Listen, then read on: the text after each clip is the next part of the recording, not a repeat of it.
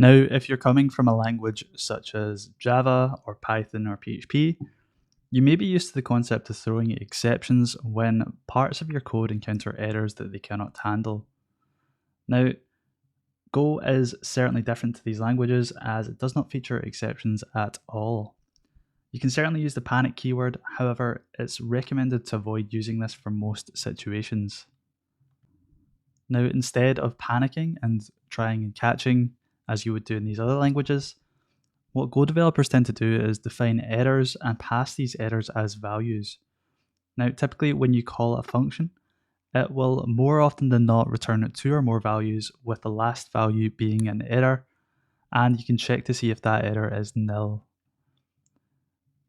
Now, let's start off by looking at how we can define errors in Go. And let's start by defining a function that takes in an integer and checks to see if it's a valid even number. Not the most groundbreaking function, I know you'll agree, but it does help to demonstrate. So let's do func is even, num int, and it will return an error. And let's do the following. So if num divided or modulus 2 does not equal 0, return, and we're going to use the errors package. So errors dot, or errors if I can spell it correctly, dot new. And as you can see, new returns an error that formats as the given text. So let's put number is not even, like so. Now I'm going to save that, and you'll notice that it's automatically imported the errors package up at the top. And I want to fix this. And then we want to satisfy the happy path. So in the occasion or the event that the number that is passed in is even, we don't want to return an error. So in this case, we just return a nil value. Now, when we're handling functions that return an error, what we would typically do is something like this. So we would say error is equal to is even. Let's pass in an even number. And we'd say if error does not equal nil, then we want to say, we effectively want to handle this error. So this allows us to gracefully handle any situations where we've called a function, it's returned an error, and we want to then do something based on that error. So in this case, let's do println number is not even, and that'll do us for now. Now, in this case, we're not really doing much with this apart from logging. However, there is one thing that I'd like to point out, and that is if a function does return an error, then don't just simply ignore it. Don't just call is even 25, for example. This is certainly valid Go code, however, it is not good practices. Like, we should be receiving these error values and trying to handle them at the point at which they occur, as opposed to just simply ignoring them, because this could cause unintended side effects and bugs within our code. Okay, let's see this in action. So let's go into the directory, errors in Go, and let's do go run main.go to run our application here. Now, as you can see, when we've called is even 25, it should in theory return an error, but we have not handled it, so it just silently fails. However, the next time we call this is even on a valid number, the error is not null and nothing happens. So let's try the third case, and let's say error is even, and again let's use the value 25, and let's do if error does not equal nil, fmt println number is not even, like so. Let's go into the terminal, go run main.go, and as you can see, we've fallen into this if statement here and we've executed the body of this if conditional.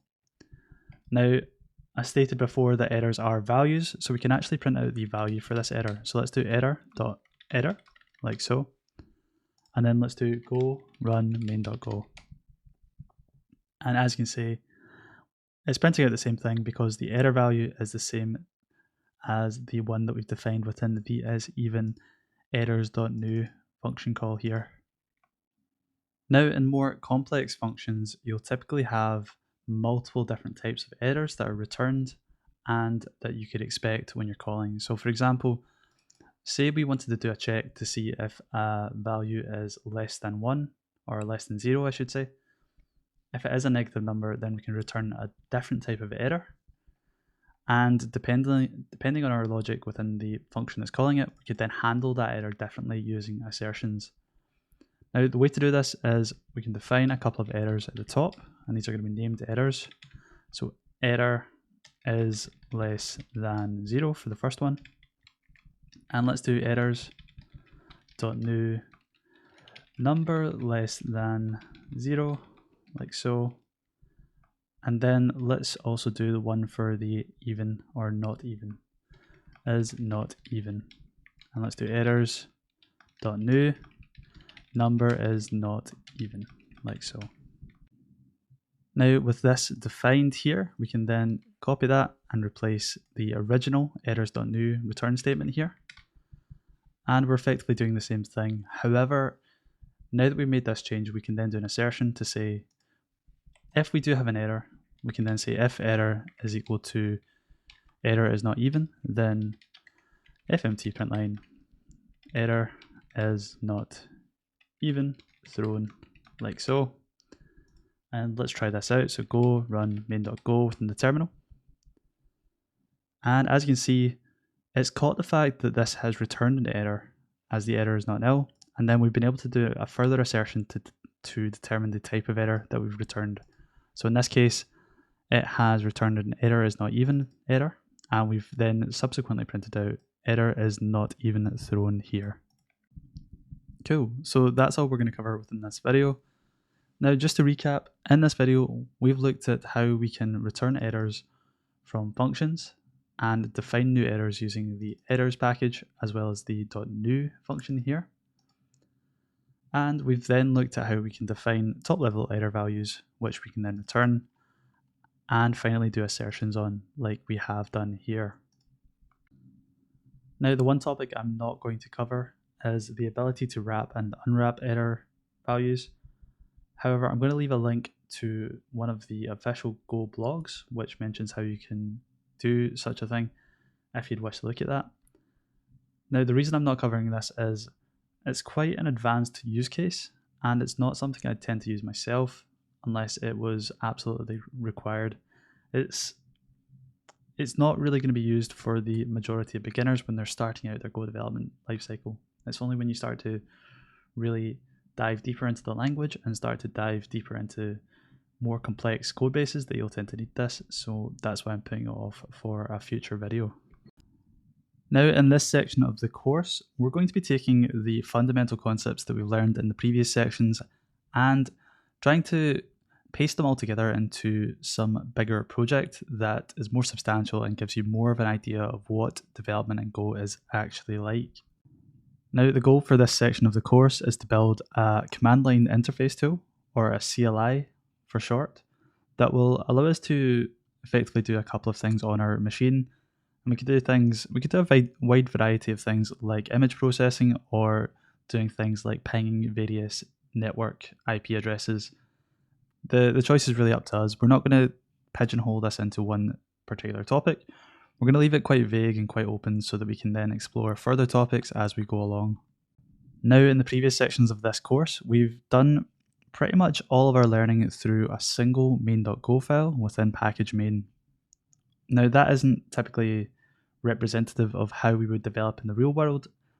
And in this section of the course, we're going to take that further and show exactly how you would expect a Go project to look like and the structure and how you should structure your code effectively. We're also going to be looking at things like packages and modules and how you can do things like imports for some of the packages that we're going to be building.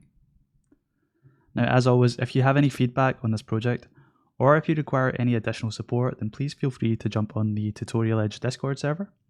And there I can provide close to real-time support. I'm not always available, but I do try my best to answer everybody's questions. Now, when we kick off projects, every project tends to start from an empty directory, and our project is no different. Now, as you can see here, I've got an empty directory that I've called the Beginner's Guide to Go project, and currently we've got nothing in it. But the first thing I want to do is to set up the GitHub repo that we're going to be storing all of our code within. Now, I've already created the repo in GitHub, but I want to initialize our project to use Git, and I'm going to use git init.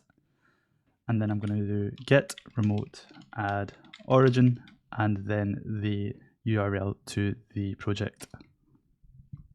Now, as we work through this project, I encourage you to keep track of your changes and constantly push up any working changes up to your main branch so that you always have code that's in a working state that you can refer back to.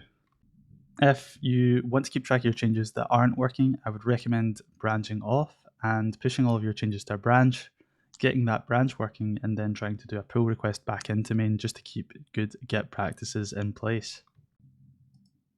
Okay, so we have an empty project, we have our git init done.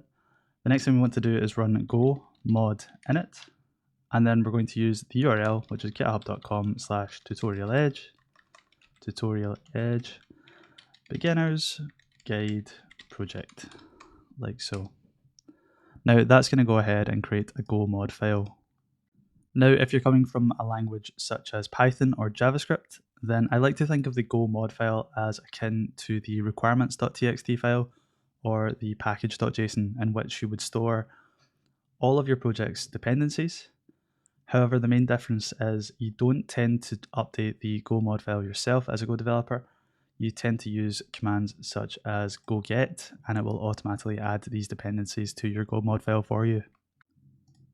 Now, just to reiterate, this is the same flow that I use for starting every project. First, I would set up the Git repository, then I would set the remote origin, and then I would call go mod init. And then at this point, I have the foundations in place for me to then start building out my project and start developing whatever I want to develop. Now, with that being said, there is one other thing that I like to add, and that's a README. Now, within the README, I'm going to store things like the running commands. So if I want to run my project, I'm going to store the command that I usually use to run that within here. If I start to introduce things like tests, then again, all of those commands I want to store within this readme.md so that I've got that documentation in place, and if someone else wants to come and contribute to my project, they can quickly read the README and get up to speed and get everything running on their own machine. Now, try to think of this file as a living document. So effectively, if you ever update how you're running your commands, like say you add additional flags to your test commands, then ensure that you make the changes to this README so that you don't forget in the future. For now, let's just add a fairly lightweight README, and let's do beginners project.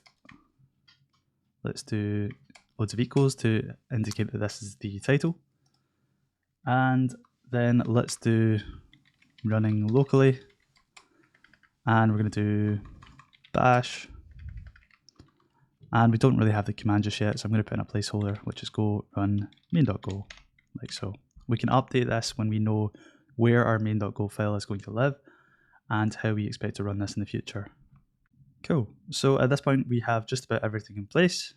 In the next videos, we're going to start actually fleshing out the project and developing some Go code.